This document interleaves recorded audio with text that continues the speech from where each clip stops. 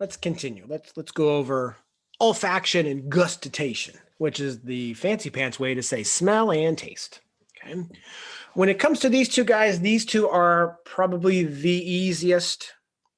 They are they are pretty straightforward in what they do.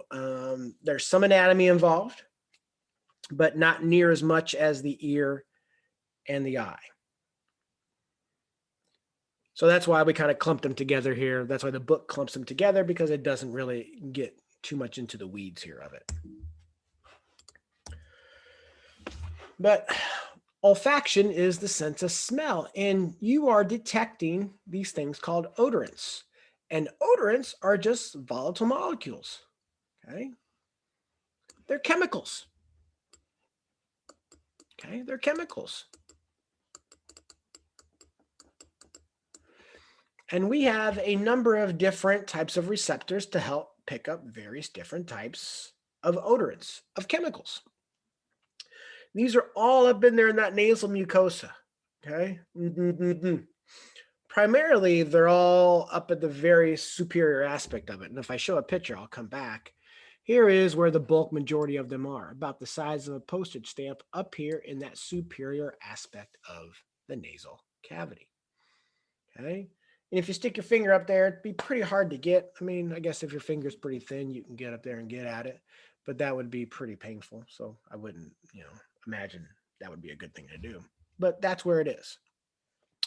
All of the other mucous membranes there in that nasal cavity, they're going to be there to help kind of warm the air, put some humidity into it, so moisten it.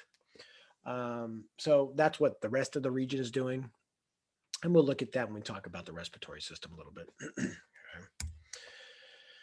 But this is that olfactory epithelium in the superior region of the nasal cavity. Okay, that's where it's located. And that's where all the magic is going to be happening here for the sense of smell. We have 3 basic cells.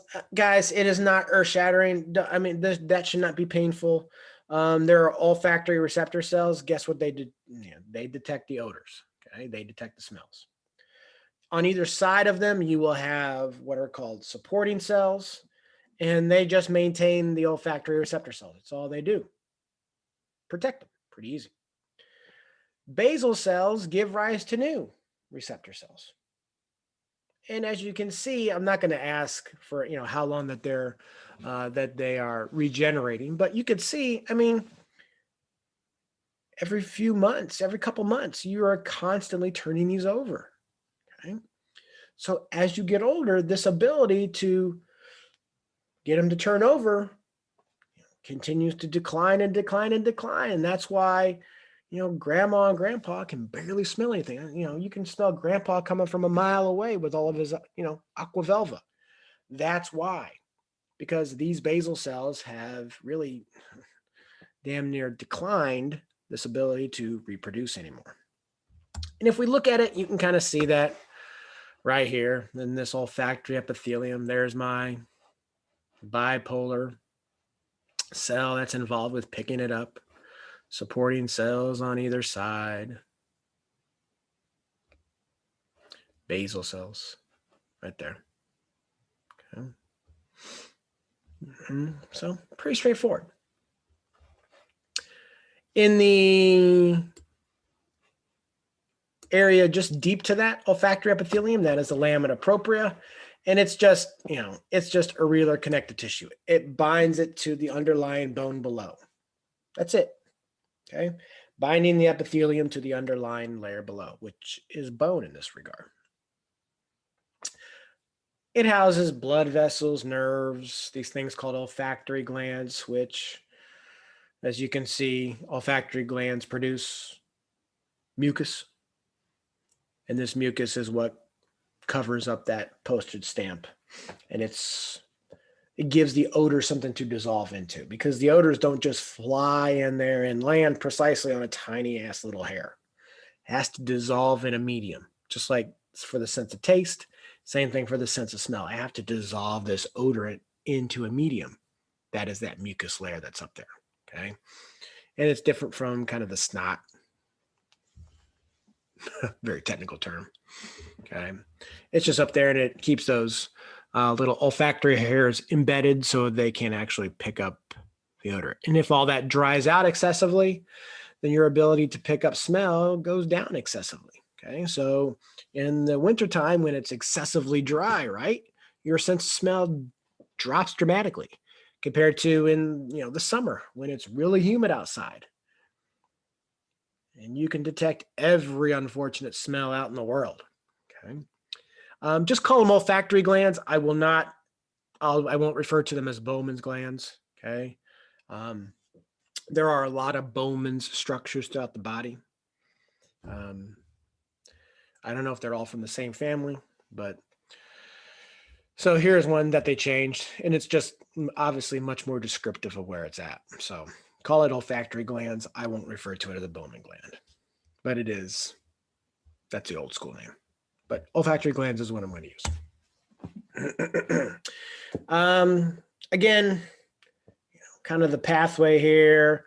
The primary neuron is actually what detects the smell there within the nasal cavity.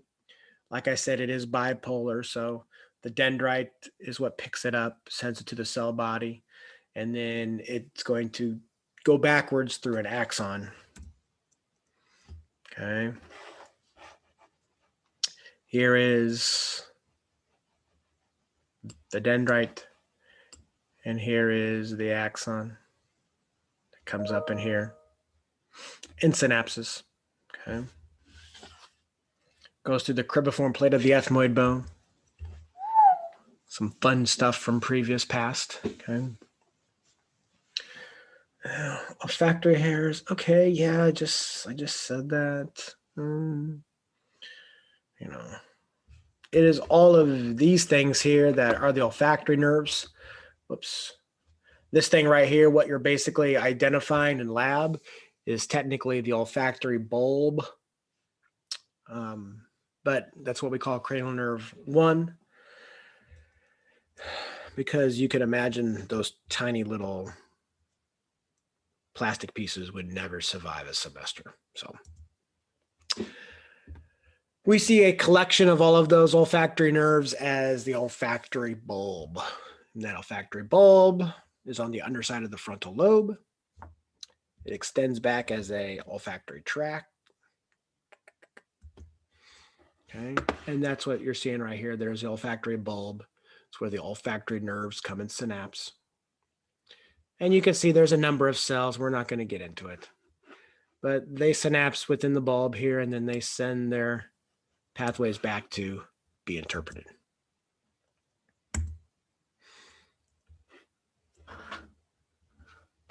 I'm not going to ask how this happens. It's just to show you that it's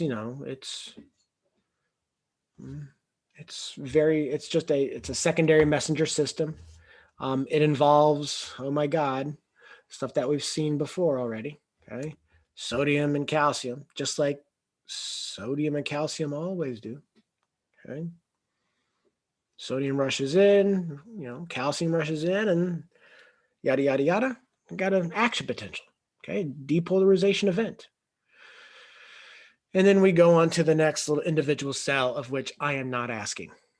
Okay. But you get that little odor, binds to that specific hair cell on the bipolar cell. And that's what triggers sodium voltage gated channels to open up, or sodium gated channels. I guess they're not voltage here. Sorry. Sodium gated channels will open up as soon as that odorant binds to the receptor. And then whoosh, that goes back into the brain for you to interpret as coffee. I don't know. Okay. It can go to the cortex. It can go to the hypothalamus. And there it'll trigger reflexes in the stomach and whatnot to start being active. It can go to the amygdala within the limbic system, and you can have an emotional response to it. So there's a lot of different things that can happen once that tiny little chemical binds to that tiny little hair cell up in your nasal cavity.